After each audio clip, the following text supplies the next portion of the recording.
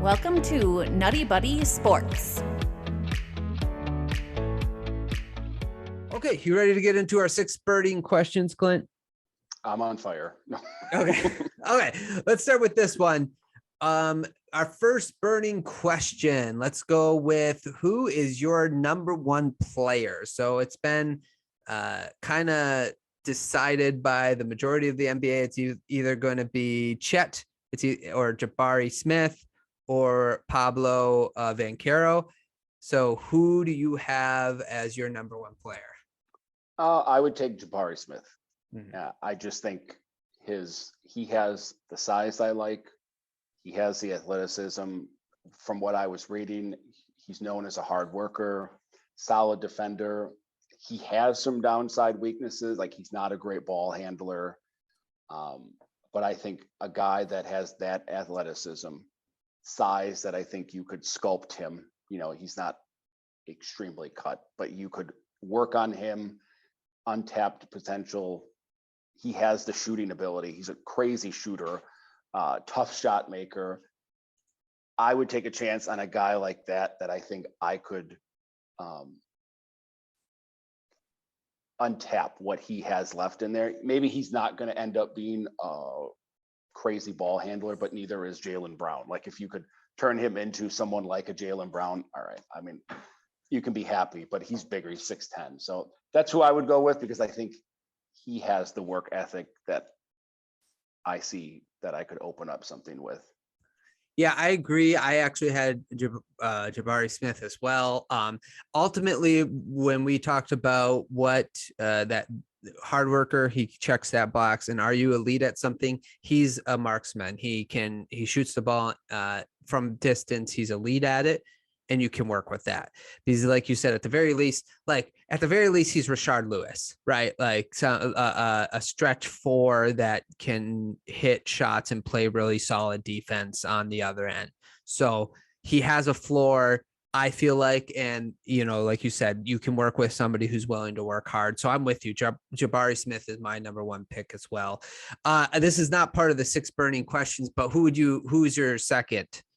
I would take Paulo Banchero second. Yeah. Okay. For same reasons, but he has more playmaking ability. But I think he could be more of, like, he's a little bigger, like a Cade Cunningham, where he's not explosively athletic, but I think he has the basketball IQ and could blend in with the team. And he's not going to be, I don't see him as flopping out of the league. And there's nothing there. I think he could be a solid player. Yeah. So it sounds like then maybe what concerns you about Chet, if I had to guess, would be his physique. Chet he just like you said, he's good defensively. So he has one thing, but he's either going to be a role player, just a good role player, or could he be Kevin Durant if he could dribble and shoot, right? His body type worries me, and I don't see that dude ever being 250 pounds. Like, correct. Yeah, that's true. Like, even if he gets up to 210, you're like, oh, okay, he gained 20 pounds, but 20 pounds on a 7 foot, what is he, 7'2", 7'1"? Like, you barely going to notice the 20 pounds. So I just don't think he has the upside, because I don't ever think he's going to be more than could I see him going one-on-one against Steph Curry eventually? Absolutely not. Like, he's not a great perimeter defender, and teams are just going to switch him out. And could he be a skinny Brook Lopez? Sure. Okay, great rim protector, not great on the perimeter, but I don't know, if I'm the Orlando Magic, am I excited to get a younger Brook Lopez without the post game that's going to stand in the corner and shoot for a couple of years? And I already have guards that aren't going to pass him the ball. Like, I don't think he's ever going to have the handles to develop into more of just I impact the game, but not as a top pick.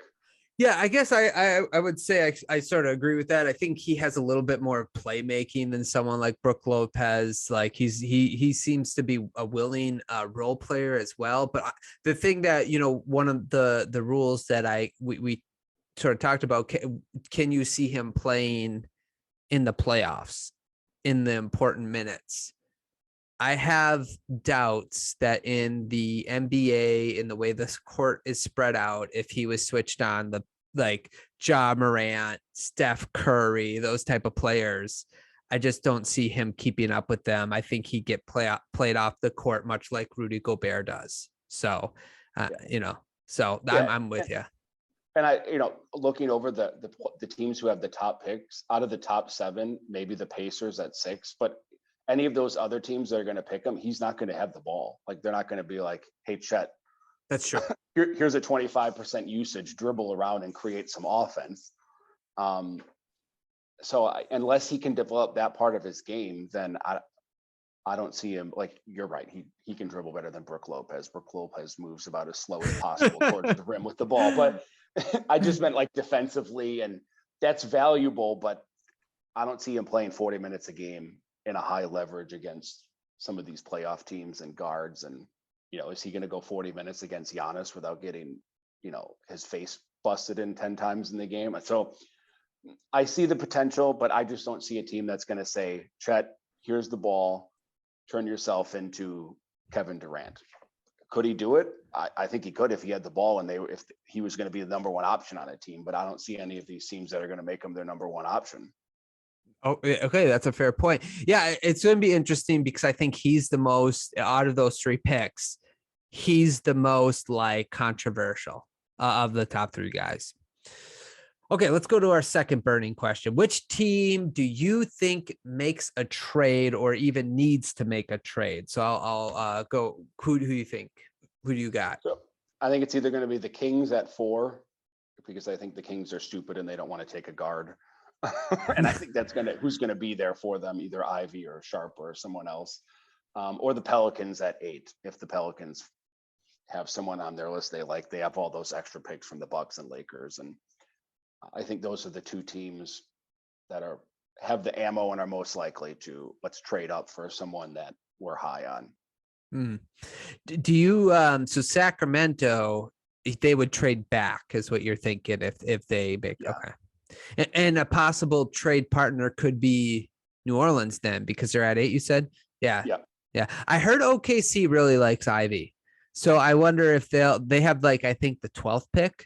So I wonder if they could they'll add a future because they have a ton of picks as well. Could they add a future pick 1 or 2 of them and their pick this year and trade up for the Kings to try to get Ivy?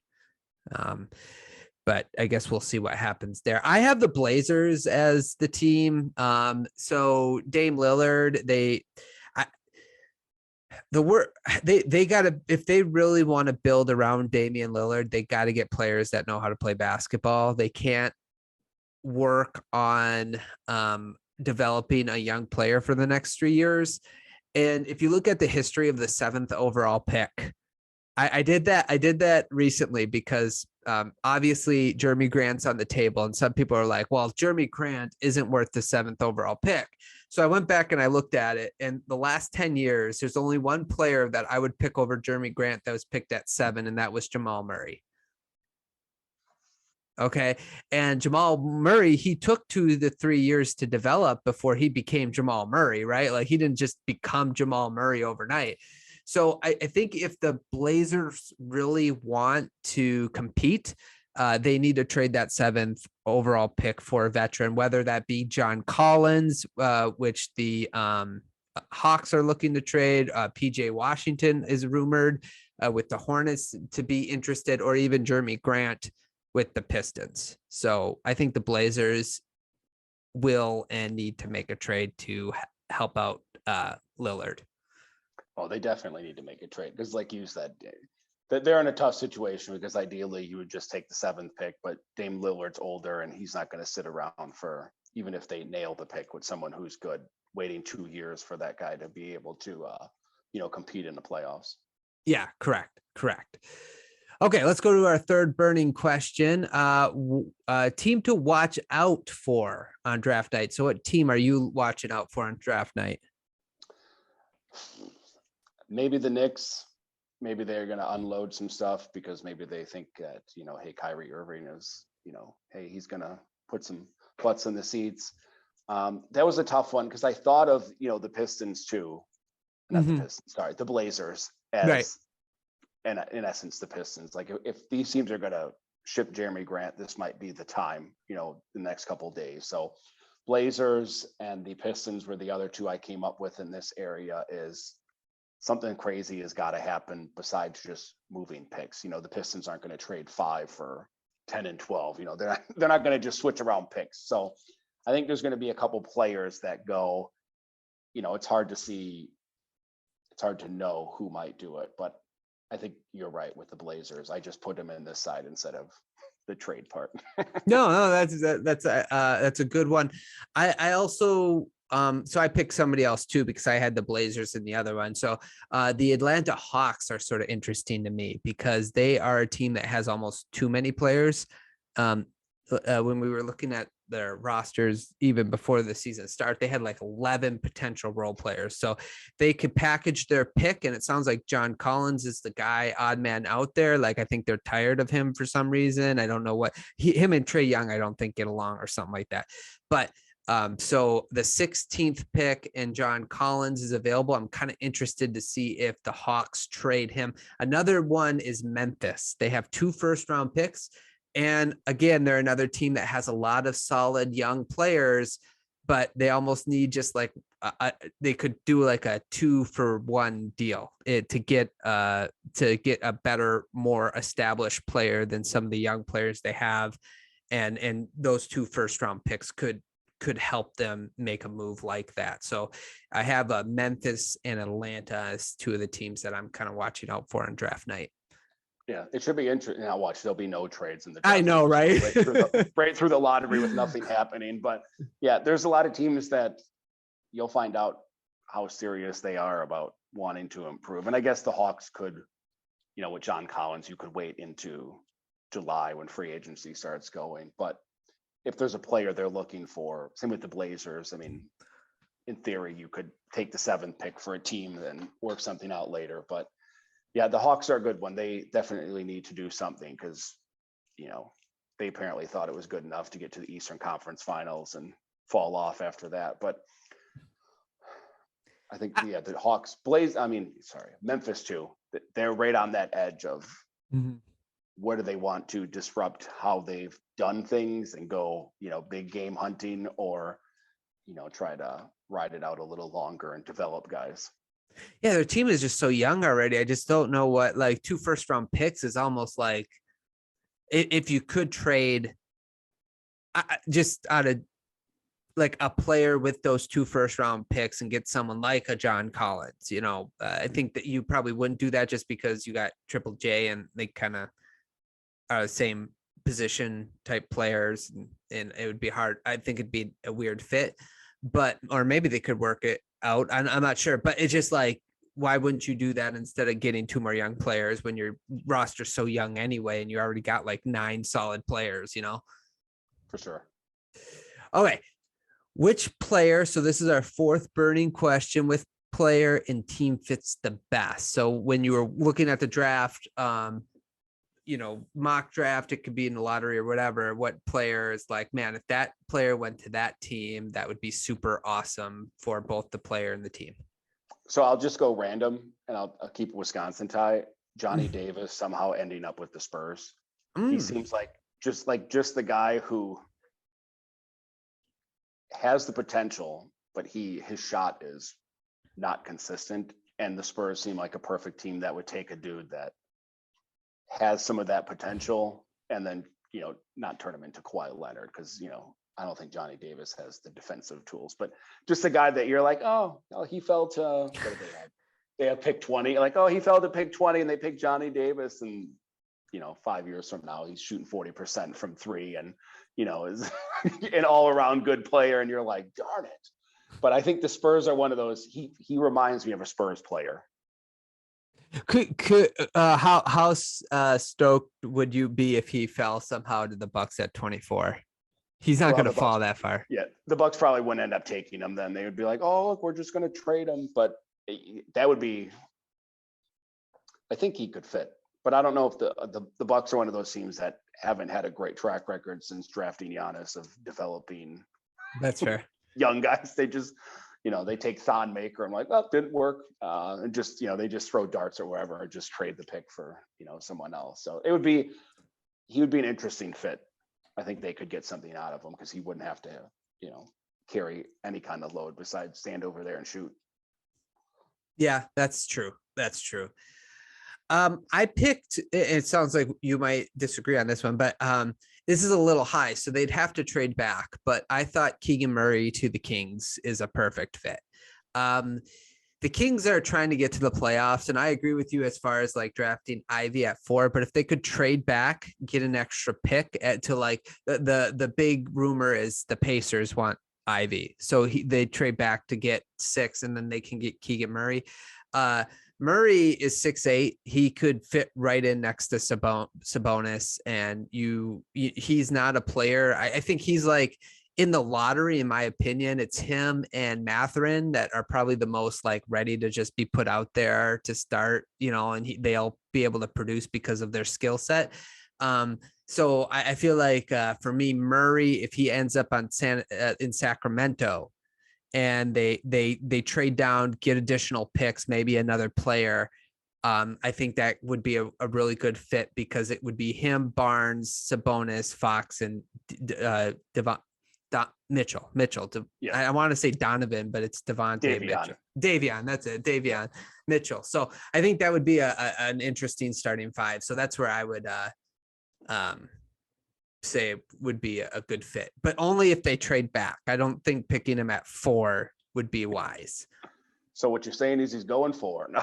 Yeah. No. Well, I don't know. Yeah. I've heard a lot of rumor that they love him, but the other rumor is that the Pistons love Murray too. So if the Kings trade out of that spot, it sounds like the Pistons would draft him. So I don't know, and it might be playing games. They might be trying to get Ivy to make Sacramento draft Murray because Ivy would be really good fit next to Cade, I think. But okay, outside of the top 3, our 5th burning question, Clint, most intriguing player outside of the top 3. Shaedon Sharpe. He is totally unproven as far as, he didn't play a whole ton, and he just turned 18 like halfway through the college season. But another guy, crazy upside with his athleticism. We just haven't seen it like on a college or even semi-pro level. So you have those concerns, but I think he's one of those guys like, I can't think of his name for the Timberwolves now. Who did they just pick a couple of years ago? Anthony Edwards. Like, he's not that big, but just a guy that has that athleticism where you're like, all right, if we can turn this guy loose and let him go, he's either going to be something or nothing. But he's the type of player where I'm like, all right, he's only 18. Mm-hmm. If I can get him, give him a year, work him in, and then let him loose, it's a boom or bust pick. But some of these teams, that's what you need to do. So yeah, no, I had Shaedon Sharpe down as well. He's everything I hear is that he can be this amazing offensive talent, or because he didn't play college last year. But I think a lot of people forget, like, they used to come directly out of high school, right? Like Kobe Bryant, Kevin Garnett, LeBron James, they all came directly out of high school. I'm not comparing him to those guys. I'm not saying that's what he's going to be, but not every player in the history of basketball went to college in order to gain success in the NBA. So it's not like they should be too scared of the fact that he didn't play in college. I didn't understand, though. I was listening and I didn't get any details. Do you know why he didn't play in college? The podcast I was listening to, they just mentioned he could have, but then he decided not to. I think it's hard to get tossed in the middle of a season. And I think he was thinking, if I get tossed in and I don't look good because I didn't have any training camp or anything, I'm going to come in January and then put 3 or 4 games on where the tape doesn't look good. And then you're probably not going to be a top 10 pick. Whereas, as you said, the unknown box is intriguing to a lot of teams. And they're like, well, he looked good when we worked him out. So yeah, no, that's interesting. Yeah. I was just like, well, what in the world happened there? Yeah. Okay. Interesting. Okay. let's look at our last most intriguing question. Who would you say is the most overlooked player in the draft? So, of the players that you looked at or talked about, or even just in the lottery, what player you like? I'm surprised this guy isn't getting more hype.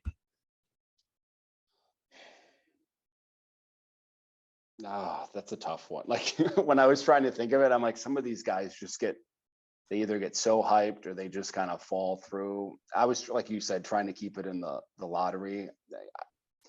What's his name? Usume Dieng. He's just like some crazy prospect that played in New Zealand last year. So he looked intriguing. Just kind of, I think they have the Pelicans. The mock I was looking at him had the Pelicans at 8 taking him. Okay. I don't know. They already have Jackson Hayes. So, but he seems intriguing as in, hey, what do we have here? But he feels like a guy that I would take like at 14, 15 right. and be Sure. like, hey, this guy might be something or nothing. He seems like one of those guys, he's 6'9", so he's not, like everyone wants to do the Giannis comparison with a lot of these guys, but just like, hey, he's got some size, whatever. It's pick 15. Yeah, no, that's an interesting name. I didn't even think of that when I was looking at Benedict Mathurin. I think he's kind of being overlooked, and I wouldn't be surprised if he takes a slid in the draft, just because everything I'm hearing and like other mock drafts, like he could go in the top like 7, or he could fall to 10. So like one mock draft, and I'm just like, he's a 6'6" guard who tries on defense, and he's like a sniper from 3. Like I think he had the best 3-point percentage of the class, if I'm not mistaken. So, but either way, it's high up there, and I'm just like, why wouldn't teams want that? Like, I could see him in 5 years playing in the playoffs, and obviously, it doesn't sound like someone like Keegan Murray. It sounds like he might even have more upside than someone like him, but yet for some reason, I feel like he's being overlooked the way he's talked about. I'm like, why wouldn't he be higher drafted by these teams? But so that's what I'm going to say is my most overlooked player in the draft. In fact, if the Pistons draft him at 5, I wouldn't be sad. Yeah, well, I have him, like, we're going to do the mock draft thing, but I have him as 5 on my list. Like, if I was picking as the 5th pick. Interesting. For that reason, like, I think him sliding could be similar to like Donovan Mitchell just sliding. I mean, he's a much better shooter than Donovan Mitchell was, but it's just like, well, he is what he is. And it's like, we're going to punish the guy for being an insane shooter and competitor. When you watch the tournament, you're like, well, we'll just let him fall to 12 or whatever. So I would agree. I don't know. The mock drafts, he's like all over the place. Some places you're like, oh, look, 6, and other ones I'm like, why is he 12? Yeah, no, that's what I mean. It's so weird to me. So I agree. Okay, yeah. Okay, man. Well, let's do that. Let's talk about a mock draft here. So, thanks so much for listening to me and Clint break down the 6 burning questions that we thought of for the NBA draft. What questions do you have for the NBA draft? Or what are some of your answers to the questions that we had? Please let us know in the comments down below. Thanks so much for watching this video. If you'd like to listen to the rest of the podcast, click on one of the links below or search NuttieBuddie no matter where you listen to podcasts. Thanks so much for listening. I hope you guys enjoyed, and we will talk to you guys soon.